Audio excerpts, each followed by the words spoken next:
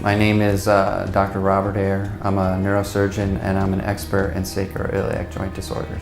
Joints in the body, all of them are susceptible to pain, and the sacroiliac joint is really no different.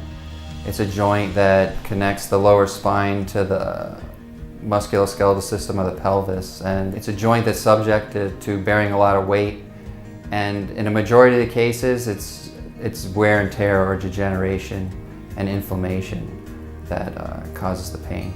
In general, I think about 15 to 30% of patients who are told have low back pain or who think their pain is coming from their low back actually have a sacroiliac disorder, and their pain is actually coming from the sacroiliac joint. When patients are describing their pain, they use the words low back pain, but they often point to a very specific location in the lower back.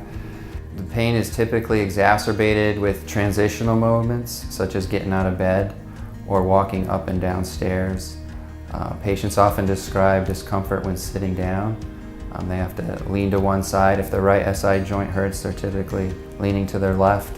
When I see patients, I generally do my best to provide them with the best understanding, whether I need to show them x-rays or models, and give them a thorough understanding of what their problem is and what we would need to do to fix it and what their recovery is going to be like.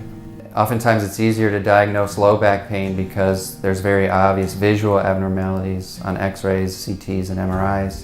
Very frequently the SI joint radiographically looks normal, so you really have to depend on the history and some physical exam findings, and oftentimes we also include diagnostic injections where we inject the joint with steroids and local anesthetic to see if that can mitigate the patient's pain. When I treat SI joint disorders surgically, I use the SI bone iFuse system. That's a system that's, in my mind, been the most thoroughly studied and has the most literature supporting it. And I believe that provides a lot of evidence for its efficacy versus other devices that are used in surgery to fuse the sacroiliac joint. I consider it a minimally invasive surgery. It involves a small incision, 2 to 3 inches maximum, on the lateral aspect of the thigh. And typically we place 3 implants. That's been found to provide the most stabilization for the joint. In most cases, it takes roughly an hour.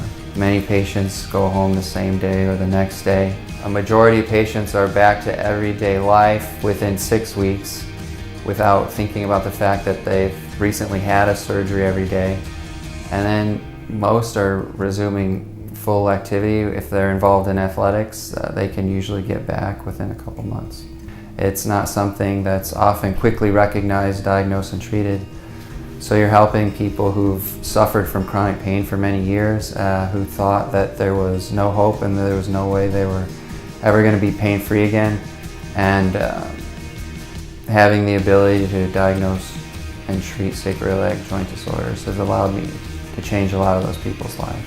If there are people out there who believe they're suffering from sacroiliac joint pain, I'd like them to know that there are physicians out there who will listen, that there is relief in sight. There are things that can be done. I believe a number of patients, and a majority of those patients, have been told that there's nothing wrong with your back, there's nothing more we can do, and you're going to have to learn to live with it.